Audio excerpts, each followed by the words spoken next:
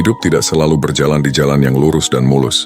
Ada saatnya kita tersandung, terjatuh, bahkan merasa tidak mampu lagi melangkah. Ujian datang silih berganti. Rezeki yang terasa sempit, doa yang belum terjawab, hati yang penuh kegelisahan, hingga beban hidup yang seakan menekan dari segala arah. Dalam momen-momen seperti itu, seringkali manusia bertanya dalam hatinya, mengapa hidupku begitu sulit? Apakah Allah meninggalkanku? Namun saudaraku, ketahuilah bahwa Allah tidak pernah meninggalkan hambanya. Allah jauh lebih dekat daripada urat leher kita. Kesulitan yang engkau rasakan bukanlah tanda bahwa Allah membencimu, melainkan cara Allah mendidikmu agar hatimu kembali tertambat padanya. Sebab tanpa ujian kita mungkin akan merasa mampu berjalan sendiri. Padahal hakikatnya, tiada satu pun langkah kita yang bisa tegak tanpa pertolongan Allah. Ada rahasia besar dalam kesulitan hidup. Di balik setiap kepedihan, Allah sedang menyiapkan pertolongannya. Tetapi pertolongan itu tidak datang begitu saja. Ada kunci yang harus engkau genggam. Ada jalan yang harus engkau tempuh agar pintu-pintu langit terbuka bagimu. Dan kunci itu bukanlah kekuatan harta, bukan pula kekuasaan manusia, melainkan sikap hati yang benar di hadapan Allah. Allah berfirman, dan barang siapa bertakwa kepada Allah, niscaya Dia akan menjadikan baginya jalan keluar dan memberinya rezeki dari arah yang tidak ia sangka-sangka. Quran Surat Ats-Talaq ayat 2 dan 3. Betapa indah janji ini. Bahwa siapapun yang berjalan di bawah lindungan takwa, siapapun yang menyerahkan hidupnya sepenuhnya kepada Allah, ia tidak akan pernah dibiarkan sendirian dalam kesulitan. Jalan keluar akan Allah kirimkan, bahkan dari arah yang sama sekali tidak pernah ia duga. Maka saudaraku, janganlah kesulitan membuatmu berputus asa. Justru dalam kesulitan itu ada kesempatan untuk meraih kasih sayang Allah. Ada kunci-kunci khusus yang bisa membuatmu selalu ditolong Allah, kapanpun dan dimanapun. Jika engkau tahu bagaimana menggunakannya, niscaya hidupmu akan terasa lebih lapang. Meskipun ujian tidak berhenti datang, mari kita renungkan bersama, apa saja kunci itu? Bagaimana agar dirimu selalu berada dalam naungan pertolongan Allah, meski hidup terasa berat? Kunci pertama, menjaga takwa di setiap keadaan. Takwa adalah kunci utama agar hidup seorang hamba selalu dalam pertolongan Allah. Takwa bukan sekadar kata yang sering diulang dalam khutbah, melainkan fondasi hidup yang menentukan bagaimana Allah memperlakukan kita. Ketika Allah berjanji, barang siapa bertakwa kepada Allah, niscaya Dia akan menjadikan baginya jalan keluar. Maka itu bukan janji kosong. Janji Allah pasti benar, hanya tinggal bagaimana kita menjaga takwa itu dalam keseharian. Lalu apa itu takwa? Ulama menjelaskan bahwa takwa adalah menjaga diri dari murka Allah dengan melaksanakan perintahnya dan menjauhi larangannya. Ya, bukan hanya ritual, bukan hanya sekadar salat dan puasa, tapi menyeluruh pada setiap aspek kehidupan. Takwa ada dalam ucapan, tindakan, bahkan bisikan hati yang tidak terlihat oleh manusia. Dalam kehidupan yang sulit, justru takwa diuji dengan nyata. Saat rezeki terasa sempit, apakah kita tetap memilih jalan halal atau tergoda mengambil yang haram? Saat hati gelisah, apakah kita tetap kembali pada doa atau justru mencari pelarian pada hal-hal yang Allah benci? Disinilah letak ujian takwa. Allah ingin melihat apakah kita tetap taat ketika diuji, ataukah kita tergelincir hanya karena kesulitan. Seseorang yang menjaga takwanya akan selalu ditolong Allah, meski dalam kondisi yang paling sempit sekalipun. Lihatlah kisah Nabi Musa alaihissalam ketika ia terjepit di hadapan Laut Merah, sementara Fir'aun dan pasukannya mengejar dari belakang. Secara logika itu adalah situasi mustahil, tidak ada jalan keluar.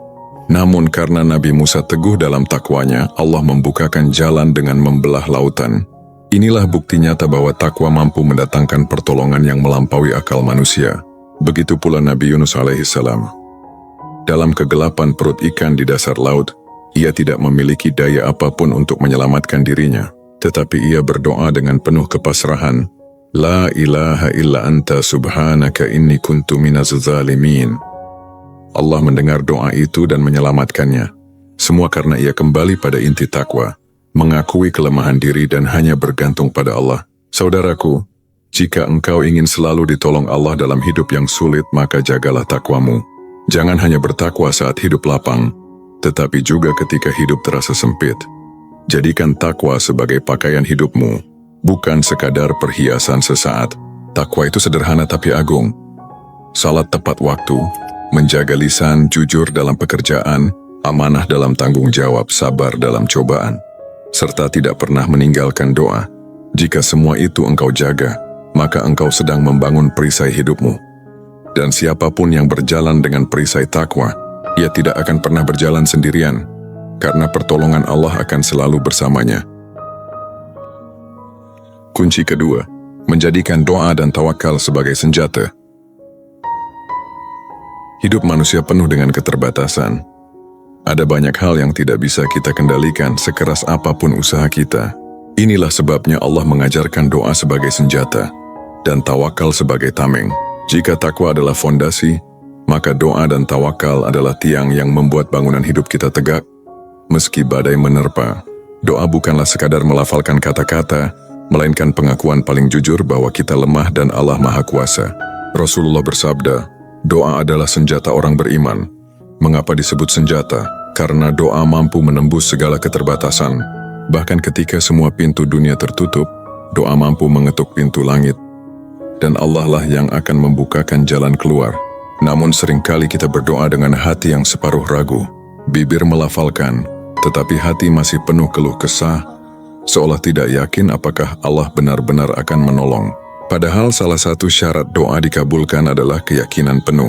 Rasulullah bersabda, berdoalah kepada Allah dengan keyakinan akan dikabulkan, dan ketahuilah bahwa Allah tidak akan mengabulkan doa dari hati yang lalai dan tidak sungguh-sungguh. Doa tanpa tawakal bagaikan panah yang lepas tanpa arah. Begitu pula tawakal tanpa doa bagaikan pasrah buta, tanpa usaha. Keduanya harus berjalan seiring. Doa adalah ikhtiar batin, tawakal adalah penyerahan hasil sepenuhnya pada Allah. Inilah kombinasi yang membuat pertolongan Allah turun, bahkan dalam situasi paling mustahil sekalipun. Perhatikan kisah Hajar, istri Nabi Ibrahim. Ketika ditinggalkan bersama bayi kecilnya, Ismail di padang tandus tanpa sumber kehidupan, ia berlari antara Bukit Syafa dan Marwah. Usahanya tampak sia-sia, namun ia tidak berhenti berlari. Sementara hatinya terus berdoa dan berserah diri, apa yang terjadi? Allah keluarkan air Zam-Zam dari tanah kering yang tak pernah dibayangkan manusia.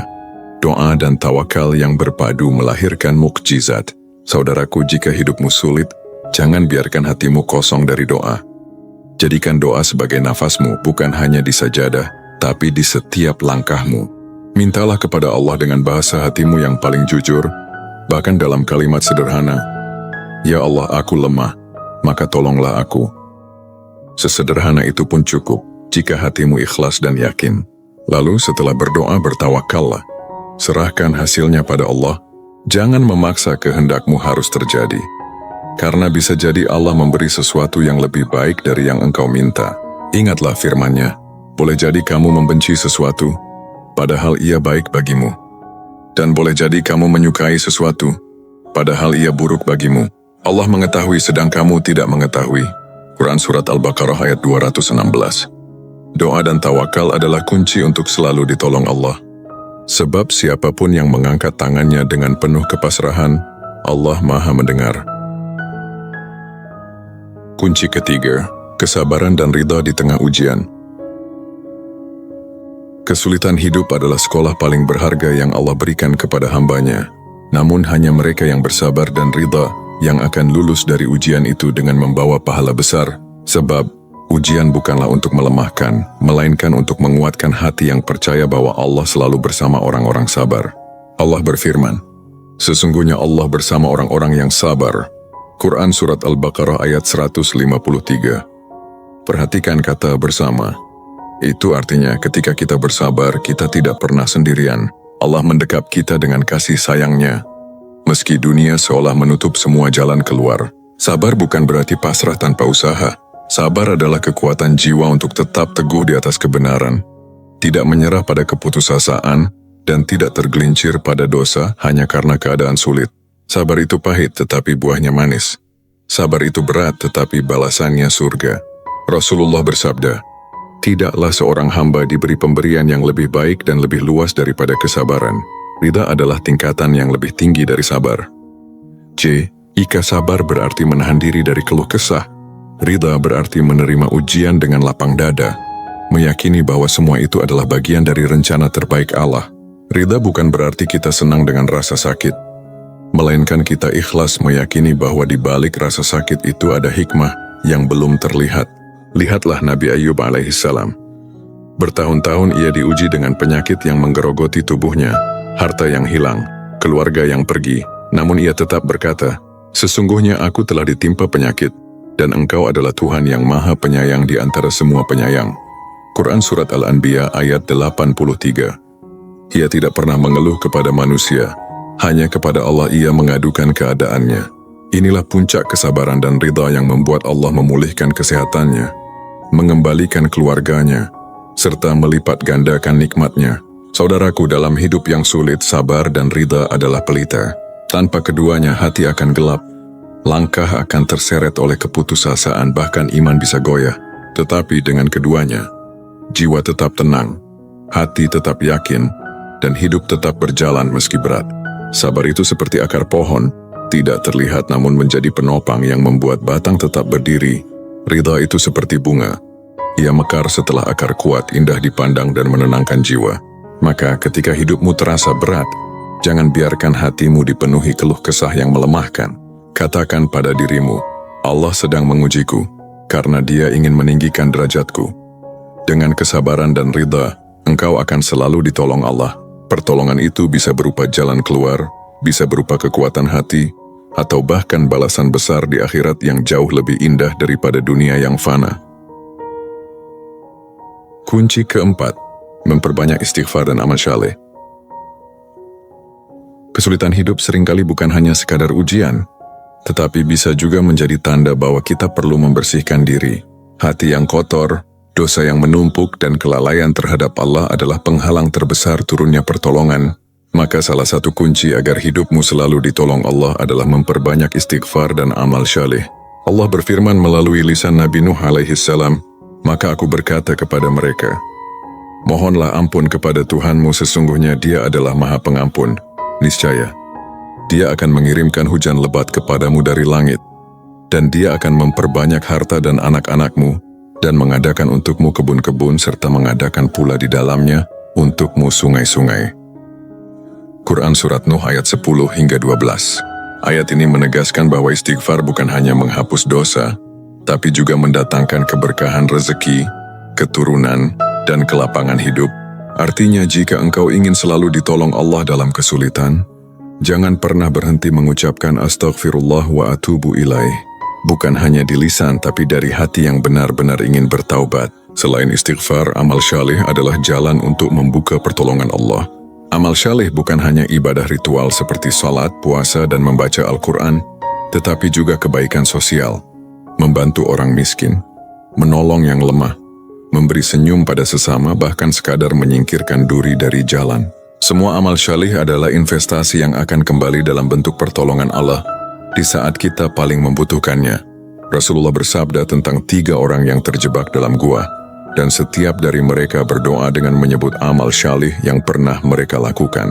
Doa mereka dikabulkan, batu besar yang menutupi gua pun bergeser hingga mereka dapat keluar. Dari kisah ini kita belajar bahwa amal syaleh bisa menjadi sebab Allah menolong kita, bahkan dalam keadaan yang secara logika mustahil untuk diselamatkan. Saudaraku, hidup yang sulit bisa jadi adalah panggilan agar engkau kembali pada Allah dengan taubat, istighfar, dan amal syaleh. Jangan remehkan kebaikan sekecil apapun, karena bisa jadi satu amal kecil itulah yang membuka pintu pertolongan besar dari Allah.